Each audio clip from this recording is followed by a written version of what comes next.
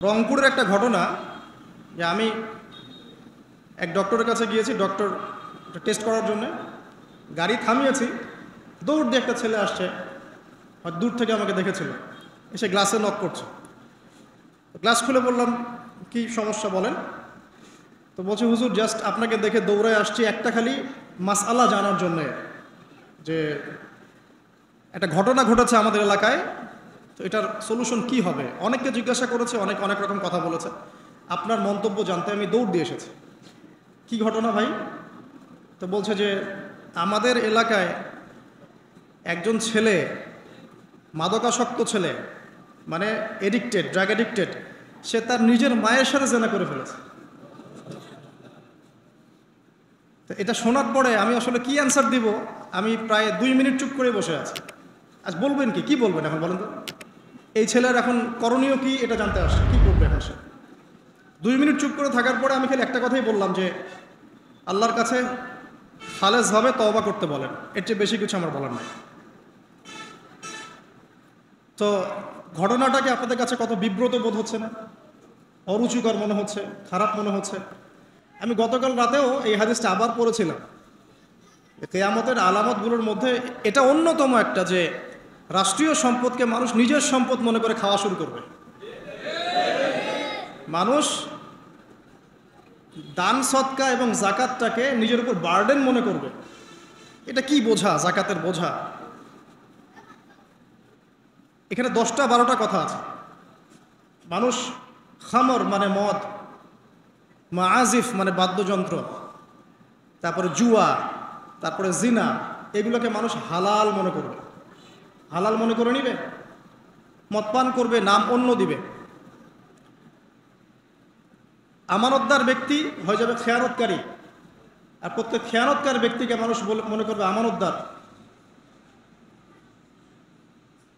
তো নৈতিক অবক্ষয়টা দেখেন, যে মুসলিম হিসেবে জন্মগ্রহণ করার পরে, কোরআন সুন্নাহ হাতে পাওয়ার পরেও আমরা এখন সুদ খাচ্ছি দিব্যি, এটা কোনো ব্যাপার না এখন।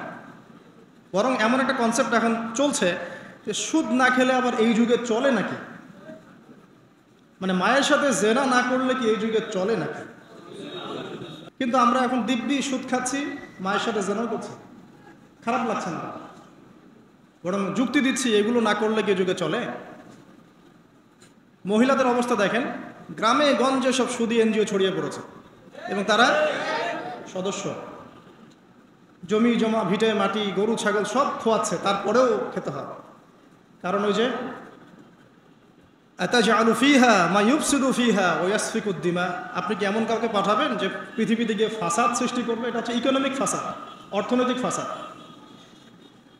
দেখেন, মুসলিম পরিবারে জন্মগ্রহণ করেও ম্যাক্সিমাম মানুষই নামাজ পড়ে না। ম্যাক্সিমাম কতজন মানুষ 5 ওয়াক্ত নামাজ পড়ে, এটা এখন জরিপ করার ব্যাপার। দেখবেন মেজরিটি সংখ্যক কোরআনটাকে বিশুদ্ধ করে তেলাওয়াতও করতে জানে না। কথাগুলো রূপকথা মনে হচ্ছে, বাস্তব জীবনে নেমে এসে দেখেন। যে বলি না আমরা তাওহিদি জনতা মাঠে আছে, তাওহিদি জনতা মসজিদেই নাই। কি বুঝলেন? কোন মাঠে আছেন? তারপরে মুসলিম পরিবারে জন্মগ্রহণ করে দেখবেন পর্দা যে একটা ফরজিয়াত, এই কনসেপ্টই নেই। বরং এখন চেতনা এমন যে গায়ের জামা কাপড় ছিঁড়ে খুলে ফেলতে পারলে বাঁচিয়ে, মানে এখন এই যুগ চলছে। একটু আমি দেখাচ্ছি যে কিভাবে এই জায়গায় আসছে। দেখেন, একটা সময় ছিল যে মানুষ সিগারেট খেত, স্মোক করতো। আমরা ওই জেনারেশনটা দেখেছি যে স্মোক করতো চুপ করে, ওই চায়ের দোকানের কর্নারে, এই বাথরুমে ঢুকে, ওই মাঠের ওই কর্নারে গিয়ে, কেউ যেন দেখে না ফেলে। তারপরে কয়েক বছর পর পরিস্থিতি একটু পরিবর্তন হলো, ওপেন স্মোকিং, সবাই, ভাইয়ের সাথেও স্মোকিং, বন্ধুর সাথেও স্মোকিং, পরে বাবার সাথেও দেখা যায় ছেলে স্মোকিং। এই একটা যুগ আসলো দেখেন। তারপরে আস্তে আস্তে নতুন নতুন মদ আসতে লাগলো, গাঁজা, হেরোইন, প্যাথেডিন, হুইস্কি ইত্যাদি ইত্যাদি, ফেন্সিডিল, ইয়াবা। এখন ইয়াবার যুগ, আরও আপগ্রেডেড কোনো মদ আসছে। এখন সিগারেট টিকেট কোনো বিষয় নেই, কিন্তু ফ্যাশন। যদি কেউ ইয়াবা খায় তাহলে বলা হচ্ছে হ্যাঁ এ মাদক সেবী।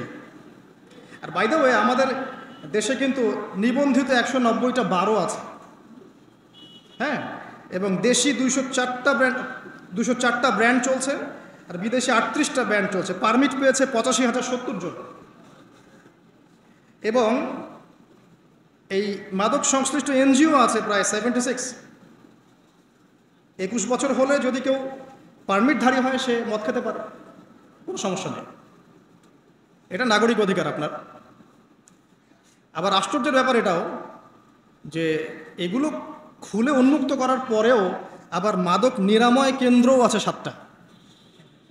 মানে ওভাবে খাবেন, এডিক্টেড হয়ে যখন জীবনটা নষ্ট হবে, এই 7টা নিরাময় কেন্দ্রে এসে আপনি চিকিৎসা নেবেন। এগুলো ডিপার্টমেন্ট আছে, সদর দপ্তর আছে, সব গোয়েন্দা সংস্থাও আছে। এবং মাদকদ্রব্য নিয়ন্ত্রণ অধিদপ্তরও আছে। তো এটা একটা সার্কাস, মানে এই ওয়ার্ল্ডটা হচ্ছে একটা সার্কাসের যুগ। এই বিশ্বে যা হচ্ছে না, খালি চোখ দিয়ে যা দেখছেন, এর বেশিরভাগই সার্কাস। যেটা বলছিলাম, এখন ইয়াবার যুগ চলছে না। একটা সময় ছিল যখন ছেলে মেয়ে যদি অ্যাফেয়ার করতো লুকিয়ে লুকিয়ে, চিঠি দিয়ে, কেউ যেন না জানে, তাই না? ঠিক, তার মানে এগুলো পার করে আসছে তারা। তো লুকিয়ে লুকিয়ে ছিল, কেউ যেন দেখে না ফেলে। কফি শপে বসলেও খুব সাবধানে, রিক্সায় বসলে কেউ যেন না দেখে। তারপর একটা যুগ আসলো যে জানলে কোনো সমস্যা, বাসায় ওপেন, আমার গার্লফ্রেন্ড, ও আমার গার্লফ্রেন্ড, ও আমার বয়ফ্রেন্ড, আমরা বিয়ে করব, আমরা প্রতিশ্রুতি দিয়েছি একে অপরকে, ও নো প্রবলেম। তারপর একটা যুগ আসলো যে যেহেতু প্রেম করছি, বিয়েই তো করতে যাচ্ছি, তো করলে সমস্যা কোথায়? তখন আবার অ্যাক্টিভিটি শুরু হলো। মেয়েরা যদি বাইরে বের হতো, তাহলে যদি কোনো মেয়ের শর্ট কামিজ থাকতো বা আটো পোশাক থাকতো, সে গিল্টি ফিল করতো যে সবাই আমার দিকে তাকাচ্ছে, কেমন লাগছে। কারণ বেশিরভাগ মানুষ এমনটা করতো না, ওই কয়েকজন করতো। আস্তে আস্তে একটা যুগ আসলো যে না, এখন বেশিরভাগই করে, সয়ে গেল এটা। তারপর একটা যুগ আসছে সরাসরি সেক্স, প্রেম টেম কিছুই নাই, এখন খালি সেক্স। পতিতালয়ে যাবো, সেক্স চলে আসবো, গার্লফ্রেন্ডের সাথে সম্পর্ক, লাগে সেক্স, তারপরে বাজ বিচার করে দেখবো কোনটা ভালো। আর বাই দ্য ওয়ে, আমাদের দেশে 14টা পতিতালয় আছে। হ্যাঁ, আর এগুলো আমি বানিয়ে বলছি না, আপনি গুগল করলেই দেখতে পারবেন। তারপর একটা যুগ আসছে এখন যে হিজাব তো সরিয়েছি, তারপর আস্তে আস্তে ড্রেসটা একটু ছোট হলো, তারপর একটু টাইট ফিটিং, ঠিক আছে, আরেকটু শর্ট করতে করতে এখন রেভলিউশন আসছে, এটাও খুলে ফেলে দিতে হবে, এটাও রাখা যায়। আমি আপনাকে বলে দিই হাদিস থেকে, এরপর কি হবে। ওই যে গোপনে গোপনে জেনা এবং এই যে অল্প অল্প অশ্লীলতার যুগটা থেকে যখন প্রকাশ্যে জেনা আর অশ্লীলতার ছয়লাভের যুগটা আসছে এখন, এরপরে হবে কি, মানুষ রাস্তাঘাটেই জেনা করবে। বিশ্বাস হচ্ছে না? এটা নবী সাল্লাল্লাহু আলাইহি ওয়াসাল্লাম বলেছেন যে কিয়ামত হবে না ততদিন পর্যন্ত, যতদিন মানুষ রাস্তাঘাটের আনাচে কানাচে জেনা করবে না। তখনকার সবচেয়ে ভালো মানুষ যে হবে, সে কে জানেন? যে গিয়ে ওদেরকে বলবে যে কাজটা এখানে করছো, একটু দেয়ালের পিছনে যে করতে পারতো না, এ হবে সবচেয়ে ভালো মানুষ। হাদিসে এমন ভাষা এসেছে। তো যুগ কিন্তু হঠাৎ করেই এরকম ফাসাদপূর্ণ হয় নাই, আস্তে আস্তে আস্তে আস্তে দেখেন, প্রথমে মাদক গোপনে, দেন প্রকাশ্যে, তারপর এটা ফ্যাশন হয়ে গেল, সবাই খাচ্ছে, কে কি বলে। প্রথমে পর্দা সবাই করতো মোটামুটি, 100 বছর আগের যুগে যান দেখবেন ম্যাক্সিমাম পর্দা। তারপরে আস্তে আস্তে রেভলিউশন, ফ্যামিনিস্ট রেভলিউশন, কাপড় ছোট হতে হতে হতে এখন বিকিনির যুগ আসতেছে, সবাই বিকিনি পরে ঘুরবে। কে এগুলোর বলার আছে? আমার পোশাক আমি পরবো, আপনার বলার কি অধিকার আছে? আমার দেহ আমার সিদ্ধান্ত, আমার দেহ আমার সিদ্ধান্ত। এরপরে আসবে ওই যুগটা যখন মানুষ রাস্তাঘাটে জেনা করবে, আর আল্লাহ রাব্বুল আলামিন বলেছেন তার রাসূলের মাধ্যমে, ওদের সামনে কিয়ামত হবে ইনশাআল্লাহ। মানুষ এইভাবে ফাসাদে জড়িয়েছে, মুসলিম পরিবারে জন্মগ্রহণ করার পরেও এই জিনিসগুলো অমুসলিমরা করুক, খ্রিস্টানরা করুক, বৌদ্ধরা করুক, ইহুদিরা করুক, আমাদের কিচ্ছু যায় আসে না। ওরা সারা দেশ সভ্যতা একাকার করে ফেলাক, আমাদের কিচ্ছু যায় আসে না। তো মুসলিম পরিবারে জন্মগ্রহণ করার পরে একটা মুসলিম ছেলে, মুসলিম মেয়ে কীভাবে এগুলো করতে পারে? দেখবেন মুসলিম পরিবারে জন্ম নিয়েছে, নামাজ নাই, কোরআন তেলাওয়াত নাই, আল্লাহর তো জিকিরের কোনো খবরই নাই। তারপরে দিব্যি সুদ খাচ্ছে, ঘুষ খাচ্ছে, এটা ফ্যাশন, দুর্নীতি, এটা কমন, সবাই করে, আমি একটু বললে সমস্যা কোথায়? সবার ভিতরে একটা মানে আত্মিক দুর্নীতি, মানে আমাদের আত্মাটাই দুর্নীতিগ্রস্ত হয়ে গেছে। যখন একটা মানুষের আত্মা দুর্নীতিগ্রস্ত হয়ে যাবে তখন তার কাজগুলোও হবে এরকম। একজন রাইটারের বই পড়ছিলাম, তিনি লিখেছেন যে এখন চলমান যে সময়টুকু চলছে এটা কিন্তু অনেক আগের বই, ওই সময়ের কথা তিনি বলছেন যে এখন যে চলমান সময় চলছে এই যুগে যদি আত্মাটাকে দেহের রূপ দেয়া যায় আর দেহটাকে আত্মার রূপ দেয়া যায় তাহলে দুর্গন্ধে কোনো মানুষ আমার কাছে আসবে না। আমি বুঝাতে পারিনি মনে হয়। আমাদের সুন্দর দেহটাকে যদি আত্মা বানিয়ে দেওয়া হয় আর আমাদের কুৎসিত আত্মাটাকে যদি দেহ বানিয়ে দেওয়া হয়, এত বিভৎস দেখাবে, সামনে কেউ যাবে না।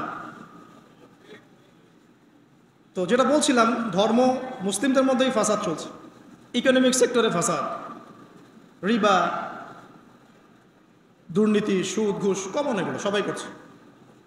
মুহাম্মদ সাল্লাল্লাহু আলাইহি ওয়াসাল্লামের উম্মত কিন্তু আমরা কিন্তু আল্লাহর সেই বান্দা যাদের পিতাকে আল্লাহ পাক ফেরেশতাদের সামনে সেজদা করিয়েছেন জ্ঞানের কারণে। সমাজের ক্ষেত্রে যান, দেখবেন সমাজের কাঠামোগুলো ভেঙে পড়ছে। প্রতিবেশী কে থাকে সেটাও মানুষ এখন জানে না, যে আমার পাশের পাশে আছেটা কে। একজন আরেকজনের উপকার করা, কাউকে ছাড় দেয়া দিন দিন কমে যাচ্ছে। দেখবেন কারো উপকার করা এটাকে মানুষ বিরক্তি মনে করছে এখন। রাস্তাঘাটে চলবেন, কেউ ছাড় দিতে রাজি নয়, যে আপনার আগে যেতে পারবে সে সফল ভাবখানা, কেউ ছাড় দিতে রাজি নয়। রাস্তার নিচু থেকে উঁচু শ্রেণী পর্যন্ত কেউ অন্যের স্বার্থে নিজের স্বার্থ বিসর্জন দিব, ছাড় দিব, এটা চিন্তা করা যাচ্ছে না। সমাজের কাঠামো কিন্তু ভেঙে গেছে। রাস্তাঘাটে দেখবেন বেপরদামি, ফ্রি মিক্সিং, জেনা, অশ্লীল মুভিজ। সমাজের কাঠামো বলে কিছু নাই এখন, যা আছে একটা খোলস, ভিতর থেকে এটা পুরো পচে গেছে। কিন্তু পচলো কার কারণে? আমার কারণেই তো, আমার আপনার কারণেই পচেছে। তো কীভাবে হচ্ছে আমি সেদিকে যাচ্ছি। পলিটিক্সে যান, গ্লোবাল অ্যাফেয়ার্সে যান, ফাসাদ আর ফাসাদ। বিশ্ব নিয়ন্ত্রকদের এখন একটাই কাজ, যুদ্ধ বাঁধিয়ে দেওয়া আর অস্ত্র বিক্রি করা।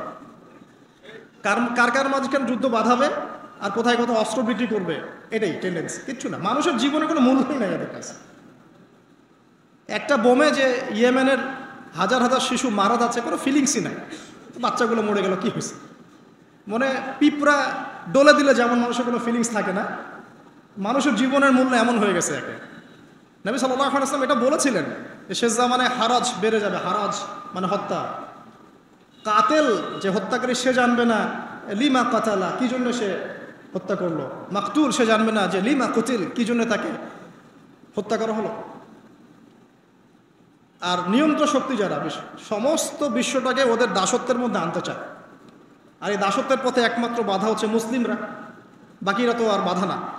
এই কারণে মুসলিম সমাজের মধ্যে এগুলো বেশি বেশি ছড়িয়ে দেওয়া হয়েছে, পর্ন, জিনা, মাদক, এটা সেটা, যাতে করে মুসলিমদের আধ্যাত্মিক যে শক্তিটা এটা না থাকে। যখন আপনার কাছে আধ্যাত্মিক কোনো শক্তি থাকবে না তখন আপনি পরাজিত। তো সুদ ছড়িয়ে দিচ্ছে সারা ওয়ার্ল্ডে। সুদ কি আর বাংলাদেশ থেকে এসেছে? সুদ পশ্চিম থেকে আসছে। কি বাংলাদেশ থেকে আসছে? পশ্চিম থেকে আসছে। পৃথিবীর প্রথম যে মুভি এটা তৈরি করেছে ব্রিটেন, আমেরিকা। 7 মিনিটের ক্লিপস, ক্যালিফোর্নিয়া শ্যুট করা হয়েছিল। এবং তারপর আস্তে আস্তে সারা ওয়ার্ল্ডে ছড়িয়ে দেওয়া হচ্ছে। সারা বিশ্বে এই বিজনেস হয় $97 বিলিয়ন প্রতি বছর, যার মধ্যে $12 বিলিয়ন প্রফিট করে আমেরিকা। খোলামেলা কথাগুলো, এটা ইন্ডাস্ট্রি একটা। এটা দিয়ে মুসলিম যুবকদের নৈতিক চরিত্রটাকে শেষ করে ফেলা হচ্ছে। আমাকে খুব ভালো মনে হচ্ছে, আপনাকে খুব ভালো মনে হচ্ছে, অমুক হুজুরকে খুব ভালো মনে হচ্ছে। চোখে এসব পড়ে নাই এমন একটা মানুষ খুঁজে পাওয়া যাবে না এই যুগে, এটা আমার বক্তব্য। ইল্লা মাশাআল্লাহ, ইল্লা মাশাআল্লাহ। যদি এমন কেউ থেকে থাকেন যে এইসব মানে কি বলবো, ইন্টারনেট সেকশনের সাথে কোনো সম্পর্কই নাই, তার ব্যাপারটা হয়তো ভিন্ন। বাকি সবার চোখে এগুলো পড়ছে এবং এটা কমন। এবং এগুলো কিন্তু দিন দিন গ্রামে বাড়ছে বেশি। কারণ কি, শহরের মানুষ এগুলো দেখতে একটু অভ্যস্ত, যে মেয়েরা এমনিই হাঁটে, অমনেই হাঁটে, এইরকমই ড্রেস পরে। আর গ্রামে তো এইসব কম ছিল। যখন গ্রামে এই পর্ন চলে গেছে তখন গ্রামের যুবককে আর কে ঠেকায়। এখন সে প্রতিদিন দেখা যাচ্ছে গ্রামে গঞ্জে ধর্ষণ বাড়ছে। মেয়ে ওর কাছে একটা ভোগের বস্তু, পশুত্ব আর দমন করতে পারছে না, আক্রমণ। আর এসবের যেহেতু ইসলামিক কোনো বিচার হচ্ছে না, ইসলামিক লস কেমন, যে একজন চুরি করেছে, জুমার দিন নামাজ হবে, নামাজের পরে সমস্ত এলাকার লোকজন দাঁড়িয়ে থাকবে, সমস্ত এলাকার লোকজনের সামনে তার হাতটা কেটে ফেলে দেওয়া। এলাকার সব লোক দেখবে যে চুরি করলে এই শাস্তি হয়, ভয় আর চুরি করতে যাবে। কেউ কাউকে অন্যায়ভাবে হত্যা করেছে, তারও কেসাস করতে হবে, এবং সেটা সবাই জানবে যে ও হত্যা করেছে, এ তাকে কেসাস করেছে। কেউ কারো চোখ উপড়ে ফেলেছে, ওরও চোখ। কেউ কারো হাত ভেঙে ফেলেছে, ওরও হাত। হাতের বদলে হাত, চোখের বদলে চোখ, কানের বদলে কান, কেসাস। ধর্ষণ করেছে, জনসমক্ষে সবার সামনে নিয়ে এসে দেনান কোর্ট বসিয়ে সাক্ষী প্রমাণ নিয়ে মৃত্যুদণ্ড। সবাই দেখবে যে মৃত্যুদণ্ড। প্রয়োজনে এই যে প্রজেক্টর লাগিয়ে দেখা, এই যে এই কাজ করেছে, এই শাস্তি। রাস্তাঘাটে ইফটিজিং হচ্ছে, মোবাইল কোর্ট থাকবে, ইফটিজিং হচ্ছে, রিপোর্ট প্রমাণ ধরা হবে, সাথে সাথে বিচার। এরকম একটা মাস করলে পরে দেখবেন অপরাধের মাত্রা বাড়ে না কম। আল্লাহর কসম করে বলছি, এটা ইনশাআল্লাহ 80% কমে যাবে ইনশাআল্লাহ। কিন্তু এটা করলে কি হবে জানেন? ওই যে পশ্চিমে বসে আছে বিশ্ব নিয়ন্ত্রণ সংস্থা, ওরা বলবে যে এই স্টেটের দিকে নজর রাখ, এরা মৌলবাদী হয়ে যাচ্ছে, এরা সন্ত্রাসী হচ্ছে, মানবাধিকার লঙ্ঘন করছে, ইত্যাদি ইত্যাদি। অর্থাৎ তুমি মিয়া সারা বিশ্বের মধ্যে লাখ লাখ মানুষকে বোম মেরে হত্যা করে দাও, তোমার মানবাধিকার লঙ্ঘন হয় না? তো সবখানেই ফাসাদ। হকটাকে মানুষ বাতিল মনে করছে, বাতিলকে মানুষ হক মনে করছে। সত্যবাদী তাকে মিথ্যাবাদী বলা হচ্ছে, মিথ্যাবাদীকে সত্যবাদী বলা হয়। এখানে মুসলিমদের জীবনের মূল্য কমে গেছে। ওদিকে আর লম্বা করছি না, আমি আমার লেকচারের মূল জায়গায় আসছি। এখান থেকে আমি লেকচার একটা দিকে ফোকাস করে আমি শেষ করব। সেটা হলো, এই সমস্ত প্রবলেমসগুলো আমাদের পক্ষে সলভ করা সম্ভব না। এখন সলভ করার মতো ক্ষমতা আমাদের নাই, অনেক ক্ষেত্রে আমাদের সেই জ্ঞানও নাই, এগুলো নিয়ে ভাবার সময়ও নাই। কিন্তু একটা জায়গায় আমরা ফোকাস করতে পারি, একটা জায়গায়। আজকের লেকচারের এইটা সবচেয়ে মূল জায়গা। সেটা হচ্ছে আল্লাহ পাক আমাদেরকে স্ব পরিবার দিয়েছেন, দেন নাই? এবং এই পরিবারটা হচ্ছে একটা সমাজের গঠন একক। আমরা পড়েছি না গঠন একক? একটা জিনিস, একটা কোষ, তার মধ্যে গঠন একক আছে না, অণু পরমাণু আছে না? সমাজ হচ্ছে, সমাজের অণু বা পরমাণু হচ্ছে পরিবার। একটা সমাজে যদি 100টা পরিবার থাকে, তার মধ্যে যদি 90টা পরিবার সৎ হয়, আল্লাহওয়ালা হয়, ইসলামিক অনুশাসন মেনে চলে সত্যিকার অর্থেই, ইনশাল্লাহ ওই সমাজটা কিন্তু দেখবেন 8-10টা সমাজের চেয়ে ভালো থাকবে ইনশাল্লাহ। আর একটা সমাজে মনে করেন 100টা পরিবার আছে, 90টাই ইসলামের বিরোধী শক্তি, ইসলামের এগেনস্টে চলে, ইসলামের কোনো পরোয়া নাই, আল্লাহ পাকের হুকুম আহকামের 5 পয়সা পরোয়া নাই। ওই সমাজের অবস্থা নিঃসন্দেহে দুনিয়াতেও ধ্বংস হবে, আখিরাতেও ধ্বংস হবে। আর এই সমাজগুলোকে নিয়েই তো একটা রাষ্ট্র হয় নাকি? আর এইভাবে রাষ্ট্র নিয়েই তো বিশ্ব। তাহলে ক্ষুদ্রতম যে জায়গাটা, সেটা কি? পরিবার। এই জায়গায় আল্লাহ পাক আপনাকে কর্তৃত্ব দিয়েছেন। এখানে কিন্তু আপনার উপর লাঠি কেউ ঘোরাচ্ছে না। আপনি অ্যাজ এ বাবা, আপনি পরিবারের কর্তা, অ্যাজ এ স্বামী আপনি পরিবারের কর্তা, ভাই আপনি পরিবারের কর্তা। আমাদের প্রথম স্টার্টিংটা এই ফ্যামিলি থেকে করা উচিত। তো আল্লাহ পাক এই বিষয়ে কি বলছেন, আমি ওই আয়াতটা বলে সামনে যাই। আল্লাহ পাক সূরা তাহরিমের মধ্যে 6 নম্বর আয়াতে বলেছেন যে ইয়া আইয়ুহাল্লাযীনা আমানু, হে মুমিনগণ। আমাদেরকে আল্লাহ পাক বলছেন, হে মুমিনগণ, কু আনফুসাকুম ওয়া আহলিকুম নার, তুমি নিজে জাহান্নামের আগুন থেকে বাঁচো। আগে নিজের চরকায় তুমি তেল দাও, নিজে জাহান্নামের আগুন থেকে বাঁচো। ওয়া আহলিকুম নার, তোমার যে পরিবারবর্গ আছে এদেরকে জাহান্নাম থেকে বাঁচাও। কেমন দেখেন, আপনাদের বাসায় ছোট ছোট বাচ্চা কাচ্চা আছে না? আছে তো।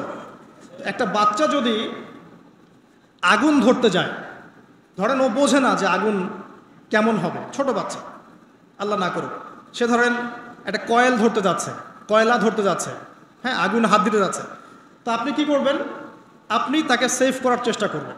সে যদি বলে না আমাকে ছেড়ে দাও, আমি ধরবই, আপনি প্রয়োজনে একটা থাপ্পড় দিয়ে হলে সরাবেন এখানে, তাই না?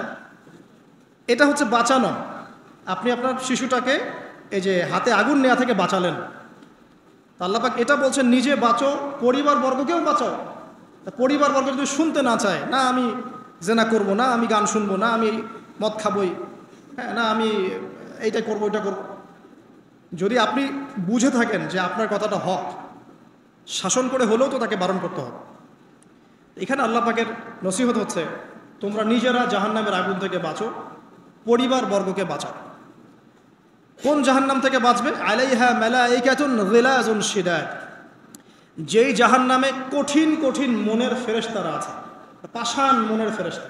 আল্লাহ পাক তাদের মনের মধ্যে কোনো দয়া মায়া দেন নাই। আমাদের মনে দয়া মায়া আছে না, এই দয়া মায়াও আল্লাহ পাক তাদেরকে দেন নাই, শুধু আযাব দেওয়ার মতো শক্তি সামর্থ্য এবং কঠিন একটা মন দিয়েছেন। অন্য সূরায় আছে তাদের সংখ্যা 19 জন। কতজন? 19 জন, মানে তারা দায়িত্বশীল। বাকি আরো যে কত হাজার লক্ষ কোটি আছে আল্লাহ ভালো জানে। আলাইহা তিসআতা আশার আল্লাহ পাক বলেছেন। তো আলাইহা মালাইকাতুন গিলাযুন শিদাদ লা ইয়াসুনাল্লাহা মা আমারাহুম ওয়া ইয়াফআলুনা মা ইউমারুন। আল্লাহ পাক ওই ফেরেশতাদেরকে যে আদেশ করেন সেই আদেশ পালনে তারা বিন্দু মাত্র গাফেলতি করে না। এই সব ফেরেশতা থেকে যারা জাহান্নামের প্রহরী, এই জাহান্নাম থেকে তুমি নিজে বাঁচো, তোমার পরিবারকে বাঁচো, এই জায়গায় আসে। এখন তোমরা যারা এখনো ফ্যামিলি শুরু করো নাই, যুবকদেরকে বলছি, তাদের জন্য এই অংশটুকু বেশি বেনিফিশিয়াল হবে ইনশাআল্লাহ। কারণ তোমাদের জন্য পথ চলাটা তুলনামূলক সহজ তাদের চাইতে যারা অলরেডি ফ্যামিলি ঢুকে গেছেন এবং বিপদেও পড়ে গেছে, বা বড় হয়ে গেছেন, দীর্ঘ সময় পর্যন্ত আপনার ইসলামের এগেনস্টে চলেছেন বা আল্লাহর হুকুম আহকামের তোয়াক্কা করেন নাই, তাদের জন্য এটা অনেক কঠিন। কিন্তু যারা এখনও ফ্যামিলি স্টার্ট করো নাই বা কেবল স্টার্ট করেছো বা করতে যাচ্ছ, তোমাদের জন্য এই অংশটুকু বেশি ইম্পর্টেন্ট।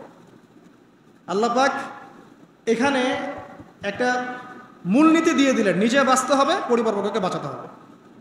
আর আমি আগেই বললাম, পরিবার বাঁচলে সমাজ বাঁচবে, সমাজ বাঁচলে রাষ্ট্র বাঁচবে। আসেন প্রথমে আমরা দেখি যে কোরআন কি বলছে। খুব অল্প করে বলি, কারণ সময়, লম্বা সময় নেওয়ার সুযোগ নাই। কোরআন কি বলছে একটু লাইভলি থাকেন। আদম এবং হাওয়া আলাইহিস সালাম, মনে আছে? তাদের দুইজনকে আল্লাহ পাক পৃথিবীতে নামিয়ে দিয়েছেন না? যে ভুলটা তারা করেছেন সেই ভুলের ফল তারা দুইজনের সমানভাবে শেয়ার করে নিচ্ছেন না? বুঝতে পারছেন? আল্লাহর সীমা লঙ্ঘন করার পরে তাদেরকে যে আল্লাহ পাক নামিয়ে দিলেন পৃথিবীতে, এখন এই যে লম্বা সময় তাদেরকে পৃথিবীতে থাকতে হবে, পৃথিবীর এইসব ভোগান্তি পোহাতে হবে, হ্যাঁ, জান্নাতের সেই নাজ নেয়ামত থাকছে না, এই যে কষ্টের পথ চলা, এই পথ চলাতে কি স্বামী স্ত্রী একসাথে না?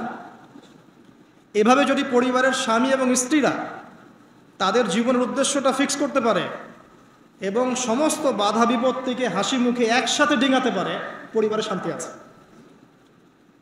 যদি না পারে তাহলে বুঝবেন যে সে আদর্শ স্বামী ছিল না, অথবা সে আদর্শ স্ত্রী ছিল না। এখান থেকে শিক্ষা হচ্ছে দুইজনের জীবনের উদ্দেশ্য একই রকম হতে হবে, দুইজনের লাইফের ভিশন মিশন সেম হতে হবে, তখন আপনি পরিবারে শান্তি পাবেন ইনশাআল্লাহ। যদি না হয় তাহলে আপনি বিয়ের মধ্যে ভুল করেছেন। অতএব এই জায়গায় নসিহতটা প্রথম নেন। তারপরে চলে আসেন নূহ আলাইহিস সালাম, মনে আছে না?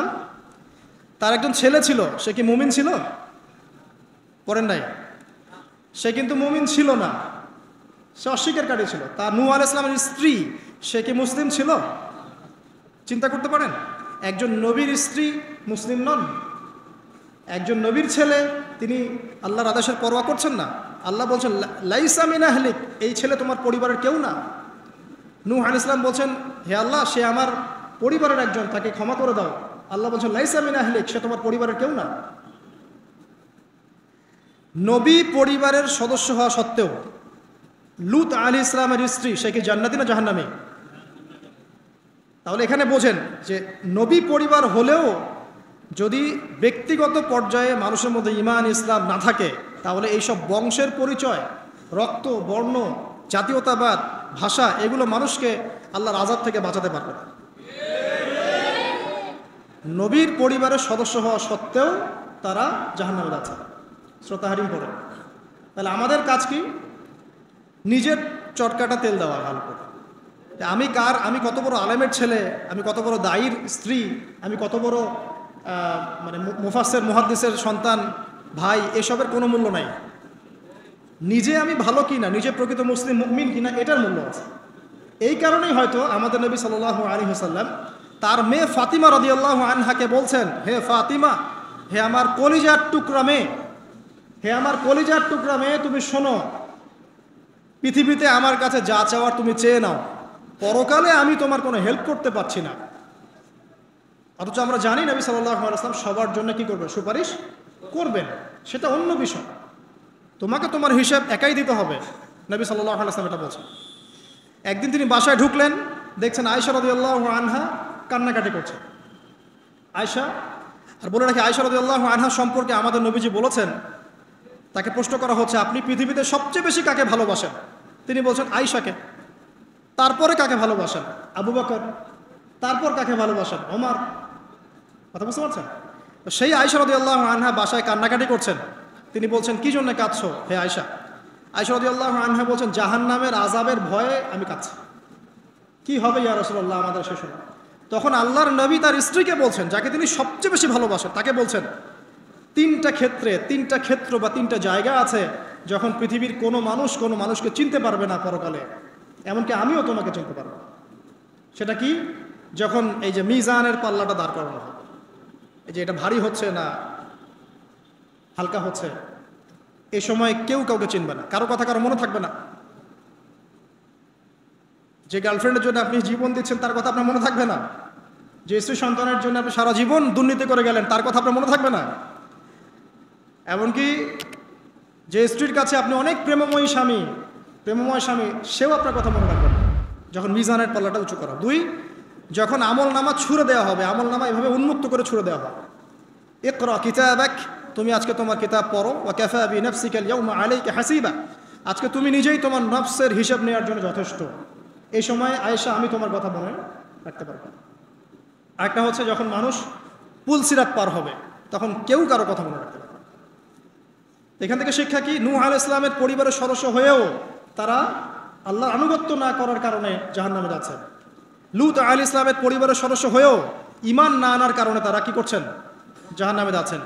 আমাদের শিক্ষা হচ্ছে আমাদের পরিবারগুলোর, যে আমাদের এই বংশ, আমাদের এই যে টাকা পয়সা, স্ট্যাটাস, রং, হ্যাঁ, বাড়ি গাড়ি, পলিটিক্যাল পদ, কোনো কিছুই আমাদেরকে আল্লাহর আযাব থেকে বাঁচাতে পারবে না যদি আমরা প্রকৃত মুসলিম মুমিন না হতে পারি। তো পরিবারের সদস্যদেরকে আল্লাহ পাক ঈমানদার হওয়ার তৌফিক এনায়েত করুন। এবার আসেন সামনে, আরও সামনে যান। দেখেন ওই যে ইব্রাহিম আলাইহিস সালাম দেখেছেন, মনে আছে? বাবা হচ্ছে ওই সমাজের সবচেয়ে বড় লিডারের ডান হাত, নমরুদের ডান হাত। সে হচ্ছে মূর্তি পূজারীদের সর্দার, মানে মূর্তি সে বানাতো, স্ট্যাচু মেকার। ইব্রাহিম আলাইহিস সালামকে আল্লাহ পাক ওই ঘরেই জন্ম দিয়েছেন যেখানে তার বাবা একজন শিরকের কাণ্ডারি। ইব্রাহিম আলাইহিস সালাম তাকে বোঝানোর চেষ্টা করলেন, বাবা এটা শিরক, এটা শয়তানের কাজ, এখান থেকে ফিরে আসো, আমি তোমার জন্য আল্লাহর কাছে দোয়া করবো ইত্যাদি। বাবা তার কথা শুনলো না। এটা তো এমন না যে তিনি শুধু একবার বলেছেন, তিনি হয়তো বলতেই ছিলেন, একদিন দুই দিন না, কিন্তু বলতেই আছে। এক পর্যায়ে বাবা তাকে বের করে দিলেন বাসা থেকে, ফাহজুরহুম, এখান থেকে বের হয়ে যাও,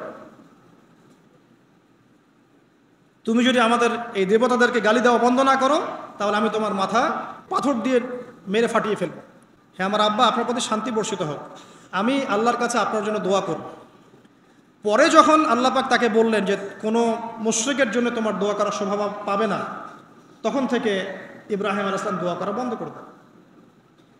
এখানে দেখেন ছেলে, একজন যুবক ছেলে, তার মধ্যে ঈমান এসেছে, সে তার পরিবারের চলমান শিরকের বিরুদ্ধে কথা বলছে, প্রয়োজনে সে সেখান থেকে স্কিপ করেছে, তাকে বের করে দেওয়া হয়েছে, সে চলে গেছে, তারপরেও কিন্তু তাওহীদের সাথে শিরকের আপোষ করে নাই ইব্রাহিম আলাইহিস সালাম। সামনে যান, ওই যে তার স্ত্রী হাজেরা আলাইহিস সালাম তার সন্তান এবং স্ত্রীকে রেখে আসছেন কোথায় বলেন? মক্কায়, তাই না? মরুভূমিতে, খাবার নাই, পানিও নাই। এখন ইব্রাহিম আলাইহিস সালাম চলে যাওয়ার সময় তার স্ত্রী বলছেন যে আপনি কি আল্লাহর আদেশেই আমাকে ছেড়ে যাচ্ছেন? তিনি বলছেন হ্যাঁ। তখন তিনি বলছেন আল্লাহ পাক আমাদেরকে ধ্বংস করবেন না ইনশাআল্লাহ। এখানে খেয়াল করে দেখেন, তারপর সাফা মারওয়া সাই করলেন, জমজম কূপ পানি বের হলো, সেখানে কমিউনিটি গড়ে উঠলো।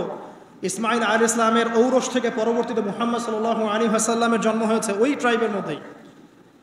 তো এখানে খেয়াল করেন, এই যে সন্তান ইসমাইল আলাইহিস সালাম, তিনি যখন একটু বড় হচ্ছেন তখন ইব্রাহিম আলাইহিস সালাম আসছেন, এসে বলছেন আমি স্বপ্ন দেখেছি, ইয়া বুনাই, আমি স্বপ্ন দেখেছি, ইন্নী আরা ফিল মানামি আন্নী আসবাহুক, আমি স্বপ্ন দেখেছি আমি তোমাকে জবাই করছি, ফানজুর মাযা তারা, তোমার কি রায় আমাকে বলো।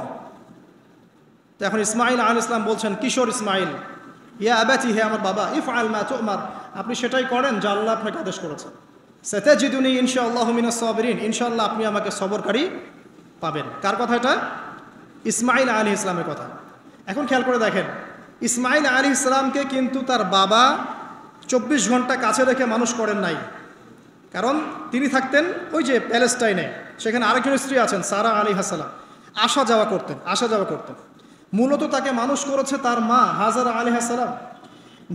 যেই সবরকারী, আল্লাহর প্রতি তাওয়াক্কুলকারী মা বলেছিল, আল্লাহ যদি আপনাকে আদেশ করে থাকেন আমাদেরকে ছেড়ে যাওয়ার জন্যে, সেই আল্লাহ আমাদেরকে ধ্বংস করবেন না। ওই যে তাওয়াক্কুল, ওই যে সবর, তার গর্ভ থেকে আল্লাহ পাক জন্ম দিয়েছেন ইসমাঈল আলাইহিস সালাম। যেমন মা তেমন সন্তান। যে সন্তান বলছে আমাকে জবাই করতে যদি আল্লাহ পাক আদেশ করে থাকেন, আপনি করেন। তো ঘরের মধ্যে স্ত্রীরা, আমাদের ঘরের স্ত্রীরা যদি হাজেরা আলাইহিস সালামের মতো না হতে পারে, সবরকারিণী এবং আল্লাহর প্রতি তাওয়াক্কুলকারিণী, আমাদের বোনেরা, আমাদের মায়েরা যদি হাজেরা আলাইহিস সালামের মতো সবরকারিণী হতে না পারে, আল্লাহর প্রতি তাওয়াক্কুলকারী হতে না পারে, তাহলে তাদের গর্ভ থেকে কশ্চিনকালেও ইসমাইলের জন্ম হবে না। কথা বুঝতে পারছেন? তাদের গর্ভ থেকে কশ্চিনকালেও ইসমাইলের মতো সন্তানের জন্ম হবে না এবং ইসমাইলি প্রজন্ম গড়ে উঠবে না। এই জন্যই আপনি তাকিয়ে দেখেন ম্যাক্সিমাম পরিবারের সন্তান এখন বেলাইনে চলে গেছে। কারণ কি জানেন? মায়ের সমস্যা আছে।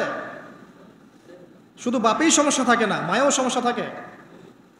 মায়ের ফিতরাত সন্তানের মধ্যে চলে আসে।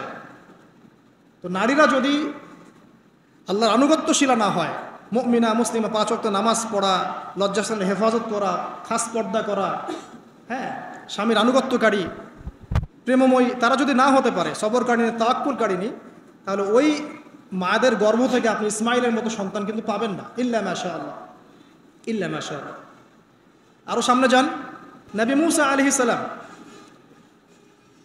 একজন ব্যক্তিকে একটা ঘুষি দিয়েছেন, সেই ব্যক্তি ওইখানে স্পট ডেড। আর ফেরাউনের লোকজন তাকে ধাওয়া করছে। মুসা আলাইহিস সালাম মিশর থেকে চলে গেলেন মাদিয়ান নামক জায়গায়। মাদিয়ানে আরেকজন নবী আছেন, তার নাম হচ্ছে শুআয়ব আলাইহিস সালাম। সেখানে গিয়ে তিনি গাছের নিচে বসে আছেন। দেখলেন দুজন মেয়ে দূরে দাঁড়িয়ে আছে, পানি নেয়ার মতো চান্স পাচ্ছে না। ওই কওমের লোকজনের শক্তি বেশি, তো তিনি একটু শক্তিশালী ছিলেন, মুসা আলাইহিস সালাম। তিনি গেলেন, গিয়ে শক্তি খাটিয়ে ওদেরকে পানির ব্যবস্থা করে দিলেন। দিয়ে আবার সেই গাছের এখানে এসে বসলেন, বসে আল্লাহর কাছে দোয়া করছেন, রব্বি, হে আমার রব, লিমা আনজালতা ইলাইয়া মিন খাইরিন ফাকির। এখানে কিন্তু তার কোনো গৃহ নাই, থাকার জায়গা নেই, খাওয়ার কিছু নাই, কোনো পরিচিত কেউ নাই, একদম নিঃস্ব, শূন্য হাতে হাত উঁচু করে আল্লাহর কাছে বলছেন, রব্বি ইন্নী লিমা আনজালতা ইলাইয়া মিন খাইরিন ফাকির। হে আল্লাহ, আপনি আমার উপর যে অনুগ্রহটা বর্ষণ করবেন, আমি এর জন্য ভিখারি হয়ে বসে আছি। এবার আল্লাহ পাক ওই একটা মেয়েকে পাঠালেন। ওই মেয়েটা আসলো লাজুক ভঙ্গিতে, লজ্জাশীলতা, চোখ নিচু করে। এই যে এখনকার এই যে ব্লাউজ ছাড়া শাড়ি পরা জেনারেশন না, এরা চক্ষু নিচু করে আসলেন। এই হাঁটাটাকে আল্লাহ পাক প্রশংসা করেছেন যে সে লজ্জাশীলতার সাথে হেঁটে আসলো, এসে মুসা আলাইহিস সালামের সামনে দাঁড়িয়ে চক্ষু নিচু করে বলল যে আমার বাবা আপনাকে ডাকছেন, আমার বাবা আপনাকে ডাকছেন। এই লজ্জাশীলতা মেয়েদের মধ্যে কোথায় পাবেন এখন? একটা হাদিস আছে, যখন তোমার মধ্যে লজ্জা থাকবে না, তোমার দ্বারা যে কোনো পাপ করা সম্ভব। হাদিস আছে, যে কোনো পাপ করা সম্ভব। বিকিনি পরেও কয়দিন পর ঘুরবে এরা, আমি বলে দিচ্ছি, দেখে নিয়েন ইনশাআল্লাহ। এবং এই আন্দোলন করতে করতে এক পর্যায়ে এমন একটা অবস্থা হবে, দেখবেন যে ওটা পরেও রাস্তায় ঘুরছে। মানে ওরা দেশটাকে ওই আমেরিকান এবং ব্রিটেনদের পশ্চিমা সংস্কৃতির রঙে সাজাতে চায়। আর এই নোংরা অসভ্যতার নাম দিয়েছে প্রগতিশীলতা। শয়তান অনেক বেশি প্রগতিশীল ছিল এবং এখন আছেও। ওই মেয়ের হেঁটে আসাটাকে আল্লাহ প্রশংসা করছেন। আসার পরে তিনি যখন বলছেন আমার বাবা আপনাকে ডাকছেন, তিনি গেলেন, তখন ওই শুআয়ব আলাইহিস সালাম বলছেন যে আমার এই দুই মেয়ের মধ্যে একজনকে আমি তোমার সাথে বিয়ে দিতে চাই। মুসা আলাইহিস সালাম সেখানে বিয়ে করলেন।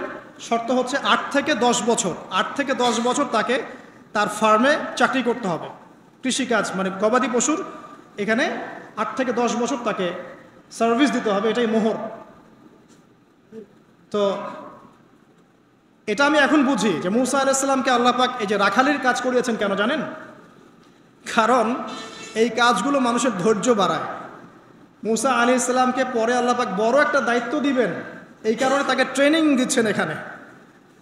তাকে আরো বড় একটা জাতিকে সামলাতে হবে যারা আরো অনেক বেশি উদ্ধত, অনেক বেশি গবাদি পশুর মতো। তারা কারা? ওই যে বনু ইসরাইল। চোখের সামনে দেখলো আল্লাহ পাক ফেরাউনকে ডুবিয়ে দিলেন, তারপরে 40 দিনের মধ্যে আবার শিরিক করা শুরু করে দিল। আমাদের নবী মুহাম্মদ সাল্লাল্লাহু আলাইহি ওয়াসাল্লামকে একজন কষ্ট দিয়েছিল। তো কষ্টটা এত ডাইরেক্ট দিয়েছে, এসে বলেছে আপনি ইনসাফ করেন হে মুহাম্মদ সাল্লাল্লাহু আলাইহি ওয়াসাল্লাম, আপনি ইনসাফ করেন, আপনি ইনসাফ করছেন না। তো সাহাবীদের চোখ মুখ লাল হয়ে গেল যে এত বড় কথা নবীকে বলে। তখন নবী সাল্লাল্লাহু আলাইহি ওয়াসাল্লাম বলছেন, দাঁড়াও, আমার ভাই মূসাকে তার কওম আরো অনেক বেশি কষ্ট দিয়েছে। মানে মূসা আলাইহিস সালামের কষ্টের কথা চিন্তা করে আমাদের নবী সান্ত্বনা নিচ্ছেন, যেটা তো কিছুই না। মূসা আলাইহিস সালামকে তার কওম আরো অনেক বেশি কষ্ট দিয়েছে। তো এই কওমকে সঠিক পথে চালানোর জন্য আল্লাহ পাক 8 বছর তাকে রাখালি করিয়েছেন। আর আপনারা জানেন কি না জানি না যে বেশিরভাগ নবী কিন্তু কৃষিকাজ করেছেন, এটা জানেন? তো যারা কৃষিকাজ করছেন আপনারা এখানে নিজেকে হীনমন্যতায় ভোগার, ছোট মনে করার কোনো সুযোগ নাই। আপনি একটা নোবেল প্রফেশনের মধ্যে আছেন, খাঁটি প্রফেশনের মধ্যে আছেন, ঠিক আছে? তো দেখেন, এবার মূসা আলাইহিস সালাম একজন ভালো গার্ডিয়ান পেলেন, তার নাম শুআয়ব আলাইহিস সালাম। সেখানে বাড়ি পেলেন, সেখানকার জামাই, তিনি চাকরি করছেন, মানে তার সব কিছুই অনুকূলে। ওই যে দোয়া কিন্তু কবুল হয়ে গেল। সতী পুত পবিত্র একটা মেয়ে আল্লাহ পাক তাকে দিয়ে দিলেন। কারণ মূসা আলাইহিস সালাম ছিলেন অনেস্ট, মূসা আলাইহিস সালাম ছিলেন একটা সৎ ব্যক্তি, অনেস্ট, যিনি কখনো অশ্লীল কোনো পথে পা বাড়ান নাই। ঠিক তেমন একজন মেয়েকে আল্লাহ পাক তার জীবন সঙ্গিনী করে দিল। তাই আমাদের শিক্ষা হচ্ছে, আমরা যদি নিজেদেরকে পবিত্র রাখতে পারি, তোমাদেরকে বলছি, ইনশাআল্লাহ তুমি তোমার জীবনে পুত পবিত্র নেককার স্ত্রী পাবে। কিন্তু তোমরা যদি এখনকার এইসব প্রলোভনে পড়ে জেনা, মদ, পর্ন, হাবিজাবি সব কিছুর মধ্যে ঢুকে যাও, মাদক ইত্যাদির মধ্যে, পুত পবিত্র নারী আসবে না। দেখবা যে এমন নারী তোমার জীবনে আসছে যে নিজেও পবিত্র না। আর কিফা কিরম, আল্লাহ পাক ব্যালেন্স করেন সবসময়, ইল্লা মাশাআল্লাহ। শুধু তাই নয়, শুআয়ব আলাইহিস সালামের মতো একজন গার্ডিয়ান তিনি পেলেন, যিনি তাকে দিনের পথে হেল্প করলেন। পরবর্তীতে মূসা আলাইহিস সালাম নবী হলেন। এখান থেকে একটা প্রমাণ আছে, দলিল, সেটা হলো বাড়ির গার্ডিয়ান যদি দিনদার হয়, শুআয়ব আলাইহিস সালামের মতো সাপোর্টিং হয়, পরিবারবর্গকে দিনের জন্য সাপোর্ট করছে, সেই পরিবারের মধ্যে শান্তি আসবে ইনশাআল্লাহ। এবং সেই পরিবারের যুবকরা সৌভাগ্যবান, যুবতীরাও সৌভাগ্যবান, সেই পরিবারের সন্তান সন্ততি তারা সৌভাগ্যবান। তাই পরিবারের গার্ডিয়ান যারা আছেন, আজকের খুতবা শুনছেন, আপনারা সাপোর্টিভ হন, পরিবারকে দিনের ক্ষেত্রে সাপোর্ট দেন, একটা ভালো প্যারেন্টিং করেন, মানে সন্তানদেরকে সুন্দর প্যারেন্টিংসের মধ্যে নিয়ে আসেন। আসুন সামনে যাই, এবার একটু কনক্লুশনের দিকে যাচ্ছে, আসেন। তো কোরআনের পরতে পরতে এরকম দলিল আছে। আরও দেখবেন, ইয়াকুব আলাইহিস সালাম মৃত্যুবরণ করছেন, সন্তানদেরকে ডেকে বলছেন যে আমার পরে তোমরা কার ইবাদত করবে। মানে তিনি কনসিয়াস যে আমার পরে বাচ্চা কাচ্চারা আবার যেন বিভ্রান্ত হয়ে না যায়, তোমরা কার ইবাদত করবে, ডেকে বলছেন। আর আমরা ওই সময় ডেকে বলতাম যে আমার ব্যাংকেরে 10 কোটি টাকা আছে, 1 কোটি ওকে দিস, 1 কোটি ওকে দিস, হ্যাঁ আমার জমি জমা এগুলা আছে, ওকে এটা দিস, ওকে এটা দিস। উনি ডেকে বলছেন তোমরা আমার পর কার ইবাদত করবে। সন্তানরা বলছে আমরা এক আল্লাহর ইবাদত করব, যার ইবাদত আপনি করেছেন, আপনার পিতাও করেছেন। সচেতন গার্ডিয়ান। সামনে যান, আপনি দেখবেন ইউসুফ আলাইহিস সালাম, যিনি ওই যে জেলখানায় বন্দী হলেন, পরে মিশরের খাদ্যমন্ত্রীর দায়িত্ব পেলেন, তার বাবা ইয়াকুব আলাইহিস সালাম কাঁদতে কাঁদতে চোখ অন্ধ হয়ে গেল। দেখেন, যখন ইউসুফ আলাইহিস সালাম তার ভাইদেরকে বললেন এই যে রুমালটা, এই রুমালটা নিয়ে যাও, আমার বাবার চোখের উপরে দিবে, ইনশাল্লাহ সে দৃষ্টিশক্তি ফিরে পাবে। এটা পড়েন নাই মনে হয়, সূরা ইউসুফের মধ্যে আছে। এই রুমালটা যখন আমার বাবার চোখের উপর দিবে, তখন সে তার দৃষ্টিশক্তি ফিরে পাবে। তখন ওই রুমালটা যখন তারা বহন করে নিয়ে আসছেন, অন্ধ ইয়াকুব আলাইহিস সালাম তিনি বলছেন যে আমি দূর থেকেই ইউসুফের গন্ধ পাচ্ছি। সূরা ইউসুফ আর জুলাইখার প্রেম কাহিনী নয়। সূরা ইউসুফ হচ্ছে তার পিতা ইয়াকুব আলাইহিস সালাম এবং এই যে তার ছেলে ইউসুফ আলাইহিস সালাম, তাদের মধ্যে ভালোবাসার কাহিনী। এটা ভালো করে পড়েন, ভালো করে বুঝবেন। এখানে পিতার সন্তানের ভালোবাসাকে বোঝানো হয়েছে। এত ভালোবাসেন তিনি সন্তানকে। এখান থেকে শিক্ষা কি? শিক্ষা হচ্ছে পিতাদেরকে, সন্তানদেরকে ভালোবাসতে হবে, আদর করতে হবে, কাছে থেকে বোঝাতে হবে। সবসময় শাসনের লাঠি ঘোরানো যাবে না। সন্তান যদি হোঁচট খায়, তার হাতটা ধরতে হবে, ধরে বলবে বাবা কি হয়েছে, আমি তো তোমার সাথে আছি। মা কি হয়েছে, হতাশ কেন হচ্ছে, আমি তোমার সাথে আছি। একটা রেজাল্ট খারাপ হচ্ছে তো কি হয়েছে, আমি তোমার সাথে আছি। বাবা নামাজ পড়ো, বাবা কোরআন তেলাওয়াত করো, আল্লাহকে ডাকো, আল্লাহ তোমার সাথে আছে। ওকে কনফিডেন্স দিতে হবে। যখন পিছন থেকে সন্তানরা কনফিডেন্স পাবে, এই সন্তানরা বড় হয়ে আত্মবিশ্বাসী হবে। আর পিছন থেকে যখন আপনি তাকে সবসময় শাসন করতে থাকবেন, জুলুম করতে থাকবেন, এ বড় হয়ে আপনাকে বৃদ্ধাশ্রমে পাঠাবে না তো কোথায় পাঠাবে?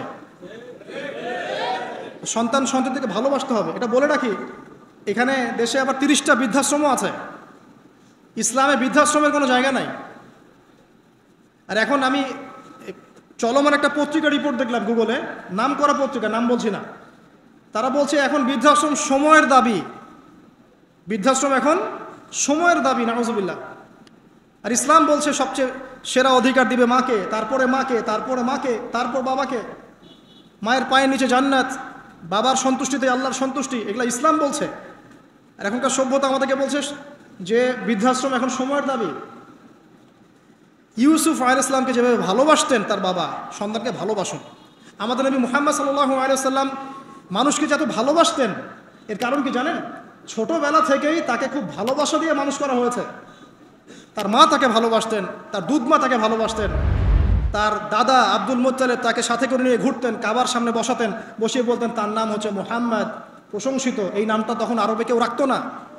আমার এই নাতি, আমার এই ছেলের ছেলে ইনশাআল্লাহ এ বড় হয়ে নেতা হবে, এই কথা বলতেন, তাকে আত্মবিশ্বাস দিতেন। এমনকি তার দাদার ইন্তেকালের পর তার চাচা আবু তালেব মুসলিম না হয়েও সুদীর্ঘ সময় পর্যন্ত ভাতিজাকে সাপোর্ট দিয়েছেন। এই সাপোর্ট দেয়, কনফিডেন্স, এগুলো খুব ইম্পর্টেন্ট। এগুলোর ঘাটতি যখন হবে তখন এই যুব সমাজ পরিবারের সদস্যরা ফেড আপ হয়ে যাবে, মানসিক কষ্টে ভুগবে, মাদকের কাছে যাবে, অন্য একটা মেয়ের কাছে যাবে, আপনার মিউজিক্যাল ইনস্ট্রুমেন্টের কাছে যাবে। ঠিক আছে, আমরা শেষ করছি। তো এখান থেকে একটা শিক্ষা হচ্ছে যে আমাদের পরিবারের সদস্যদেরকে ভালোবাসা এবং তাদের প্রতি কনফিডেন্স দেয়া, তাদেরকে আল্লাহর পথে চলতে সাহায্য করা। ইনশাআল্লাহ দেখবেন যে তারা আপনাকে সম্মান করবে, আপনাকে একজন বন্ধু মনে করবে, যে না আমার পাশে কেউ আছে, আমি একা নই, এমনটা ফিল করবে। এটা খুব ইম্পর্টেন্ট। তো শেষ করার আগে এই যে কোরআনিক কিছু আমি জাস্ট এক্সাম্পল দিলাম, বিচ্ছিন্ন এক্সাম্পল যে কোরআনে এইভাবে আসছে। এছাড়া লোকমান আলাইহিস সালামের ঘটনায় আপনি পাবেন সূরা লোকমানের মধ্যে, সন্তানকে ডেকে কত নসিহত করছেন, বাবা শিরিক করো না, সৎ কাজে আদেশ করো, অসৎ কাজে নিষেধ করো, পিতামাতার খেদমত করো। আর আমরা বাচ্চাদেরকে কি শেখাই? জমি জমা, বাড়ি গাড়ি, দাঁড়াতে হবে, চাকরি করতে হবে, এটা সেটা। আগে সন্তানকে শেখাচ্ছে বাবা আল্লাহকে চিনো, আল্লাহ বলে একজন আছে, তিনি, তাকে চিনো আগে, তার সাথে কাউকে শরিক করো না। শিরকের শিক্ষা কোথায় এখন পরিবারের মতো? তো কোরআনে এরকম অসংখ্য দলিল আছে। শেষ করার আগে আমি যেটা বলতে চাই যে আমাদেরকে কিছু কিছু বিষয় যদি আমরা এখনও যদি মেনে চলি, এই ভঙ্গুর সমাজ ব্যবস্থায়ও আদর্শ পরিবার ধরে রাখা ইনশাআল্লাহ সম্ভব। আমি সব কথা আজকে বলতে পারলাম না, ইনশাআল্লাহ আরেকদিন কথা হবে অন্য কোনো লেকচারে।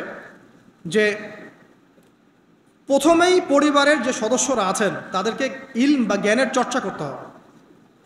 2, পরিবারের তাওহীদ প্রতিষ্ঠা করতে হবে, নবী সাল্লাল্লাহু আলাইহি ওয়াসাল্লামের সুন্নত প্রতিষ্ঠা করতে হবে। এই দায়িত্বটা পরিবারের কর্তাদের, স্বামী না থাকলে স্ত্রী, মা, ভাই, পিতা, তাদের সবার দায়িত্ব এটা। পরিবারে তাওহীদ প্রতিষ্ঠা করা, সুন্নত প্রতিষ্ঠা করা।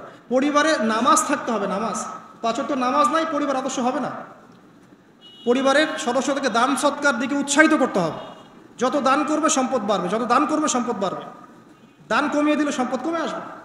পরিবারের সদস্যদেরকে নৈতিকতা শিক্ষা দিতে হবে, মূল্যবোধ শেখাতে হবে, কালচার্ড হিসেবে গড়ে তুলতে হবে। যারা সামাজিক, তারা সবার পাশে দাঁড়াতে চায়, সমাজ কল্যাণমূলক কাজগুলোতে উৎসাহিত করতে হবে। পরিবারের সদস্যদেরকে বুস্ট আপ করতে হবে, পিছন থেকে তাদেরকে আত্মবিশ্বাস দিতে হবে যে আমরা আছি তোমার সাথে, তুমি তোমার প্রতিভা অনুযায়ী সামনে যাও। যার যেখানে প্রতিভা সেখানে তাকে আত্মবিশ্বাস দিতে হবে। হ্যাঁ, তুমি লিখতে পারো, ভালো লিখো বাবা, তোমাকে টাকা পয়সার ফিকির করতে হবে না, তোমাকে জব ক্যারিয়ারের চিন্তা করতে হবে না, তোমাকে আল্লাহ পাক লিখার ক্ষমতা দিয়েছেন, লিখো, আল্লাহ ওখানেই রিজিক দেবে ইনশাআল্লাহ। তুমি বলো, তোমাকে বলার ক্ষমতা আল্লাহ পাক দিয়েছেন, তুমি ভালো করে বলো। তুমি বিজ্ঞান ভালো পড়ো, বিজ্ঞান নিয়ে গবেষণা করো। তুমি ভালো খেলো, ভালো করে খেলো। মানে আপনাকে ওর প্রতিভা অনুযায়ী তাকে বুস্ট আপ করতে হবে, ইসলামিক রুলস মেনেই। 5, বাসায় পর্দার বিধান চালু করতে হবে যাদের মধ্যে নাই, এবং এটাকে শক্ত করে ধরতে হবে। এটা হেলায় ফেলায় ছেড়ে দেওয়া যাবে না।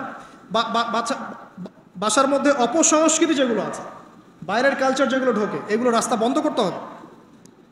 ইন্টারনেট সেকশনগুলোকে লিমিটেড করতে হবে। এবং যা দেখবেন সবাই একসাথে দেখবেন, ড্রয়িং রুমে বসে। স্মার্টফোন এত অ্যাভেলেবেল করে দিবেন না। এমনও কান্ট্রি আছে 18 বছর না হলে কেউ ফোন ইউজ করতে পারে না, আর আমাদের জন্মের পর থেকেই ফোন। বাচ্চার ওই ফোনটা দেওয়া মানে তার মস্তিষ্ক ড্যামারেজ শেষ। দেখেন আপনি ফোনের কারণে যে কত পাপ করতেছে, আল্লাহ। এবং ফোনকে আমরা এখন আর কন্ট্রোল করছি না, ফোনই আমাদেরকে কন্ট্রোল করছে। এইগুলো বন্ধ করতে হবে। বাসার সদস্যদের খাওয়া দাওয়ার দিকে ফোকাস করতে হবে, তারা কি খাচ্ছে, কেমন খাবার খাচ্ছে, ফ্রেশ ফুডের ব্যবস্থা করতে হবে, কালচার্ড কথা বলতে হবে, সুন্দর করে কথা বলতে হবে তাদের সাথে। ঝগড়াঝাটি এগুলো দেখে যখন তারা অভ্যস্ত হয়ে যাবে তখন তো নৈতিকতার অবক্ষয় ঘটবেই। আরও কিছু বিষয় আছে, যেমন পরিবারে হৃদ্যতা ভালোবাসা পিতামাতার মধ্যে আছে কিনা, স্বামী স্ত্রীর মধ্যে আছে কিনা, এই বিষয়টা যেন ছোটদেরকে ইফেক্ট না করে খেয়াল রাখতে হবে। এভাবে যখন ইফেক্টিভ প্যারেন্টিং আসবে, পরিবার রিজিক হালাল, সলাত আছে, কোরআন আছে, জিকির আছে, তারা সমাজকল্যাণমূলক কাজ করছে, ইসলামিক কমিউনিটির মধ্যে আছে, হ্যাঁ, সবার সাথে একটা হৃদ্যতাপূর্ণ সম্পর্ক আছে, তখন দেখবেন এই পরিবারের সন্তানরা ইনশাআল্লাহ পরবর্তীতে গিয়ে ভালো কিছু করবে ইনশাআল্লাহ। এই পরিবারের মেয়েরা ইনশাআল্লাহ শালীন হবে, এবং তারা যখন অন্য কোনো ঘরে যাবে ওই পরিবারও ঠিক থাকবে ইনশাআল্লাহ। তো দিনের জ্ঞান, আমল, হালাল রিজিক, সুন্দর প্যারেন্টিংস, এগুলোর মধ্য দিয়ে আমরা আদর্শ পরিবার গড়তে পারবো ইনশাআল্লাহ আজ্জা ওয়া জাল। আল্লাহ পাক আমাদের সবাইকে তৌফিক এনায়েত করুন। আমি লেকচারটা এখানে শেষ করছি। তো শেষ করার আগে আমি জাস্ট একটা বই সাজেস্ট করবো আপনাদেরকে। আমার হাতে একটা বই আছে, ইনশাআল্লাহ পরবর্তীতে কোনো এক জুমায় বা কোনো একটা সেমিনারে ইনশাআল্লাহ শুধুমাত্র এই বইটার উপরে আমি আলাদা একটা স্বতন্ত্র লেকচার বা সেমিনারের আয়োজন করবো ইনশাআল্লাহ। বইটার নাম হচ্ছে প্যারেন্টিং, জাস্ট সন্তান প্রতিপালন। আমি জাস্ট দেখাচ্ছি বইটা, জাস্ট সন্তান প্রতিপালন, প্যারেন্টিং। এটা টোটালি ইসলামিক বই, আমি এমন করে বলছি না যে এটা ইসলামিক মূলনীতি এখানে একপেশেভাবে উপস্থাপন করা হয়েছে, এমন নয় বিষয়টা। কারণ সমস্ত পরিবেশ পরিস্থিতির সাথে মিলিয়ে এ যুগে কীভাবে আপনি একজন সফল পিতা হবেন, সফল মা হবেন, সন্তানকে কীভাবে প্রতিপালন করবেন, এই বিষয়গুলো এখানে সুন্দর করে দেওয়া আছে। তো বইটা আপনারা কিনতে পারেন, আল্লাহ পাক আপনাদেরকে তৌফিক দান করুন। এগুলো আমি আমার নিজে থেকেই বলছি, এটা বলতে আমাকে উৎসাহিত করে, আমি নিজে থেকেই বলছি, বইটা আমি পড়েছি, ভালো লেগেছে। তা আমরা দোয়া করি আল্লাহ পাক আমাদের সবাইকে আদর্শ ইসলামিক পরিবার গড়ে দিন, আমিন। এবং যারা এখনো পরিবারে যায় নাই তাদেরকে আল্লাহ পাক সুন্দর, দিনদার, পবিত্র, নেককার স্ত্রী আল্লাহ পাক দান করুন। আমরা দোয়া করি যারা পরিবার গঠন করে ফেলেছেন এখন, তাদের মধ্যে যে ভুল ত্রুটিগুলো হচ্ছে এগুলোকে সংশোধন করার তৌফিক আল্লাহ পাক দান করুন। পরিবারের মধ্যে দ্বীনি জ্ঞানের চর্চা আল্লাহ পাক বাড়িয়ে দিন। পরিবারের মধ্যে তালিমের ব্যবস্থা করুন, পরিবারে হৃদ্যতা ভালোবাসার ব্যবস্থা করুন, বন্ধন শক্তিশালী করুন। আরও বলবো যে পরিবারের মধ্যে হালাল রিজিক আল্লাহ পাক ঢুকিয়ে দিন, হারাম থেকে বাঁচান। পরিবারে কোরআনের একটা চর্চা যেন প্রবাহমান থাকে, আল্লাহ পাক সেই তৌফিক সবাইকে দান করুন। আল্লাহ পাক আমাদের আপোষে যে ইখতিলাফগুলো, ভুল বোঝাবুঝিগুলো, এগুলো থেকে আল্লাহ রাব্বুল আলামিন আমাদের এই পরিবারগুলোকে হেফাজত করুন। যখন পরিবার সুন্দর হবে ইনশাআল্লাহ তাআলা সমাজটা ভালো হবে। সমাজ যদি ভালো হয় ইনশাআল্লাহ তখন সত্যিকারের একটা সোনার বাংলা আমরা পাবো ইনশাআল্লাহ। আল্লাহ পাক আমরা সবাইকে চলমান যাবতীয় ফিতনা থেকে হেফাজত করে কোরআন এবং সুন্নাহর অনুসারী বানিয়ে দিন, আল্লাহুম্মা আমিন। আজকে সময় সংক্ষিপ্ততার কারণে আমি লম্বা করতে পারছি না, আমি এখানেই আলোচনা শেষ করছি। আকুলু কওলি হাযা আস্তাগফিরুল্লাহ লি ওয়া লাকুম ওয়া লিসাইরিল মুসলিমিন। বারাকাল্লাহু লানা ওয়া লাকুম বিল আয়াতিল হাকীম। ইন্নাহু তাআলা জাওয়াদুন কারীমুর রাউফুর রহিম।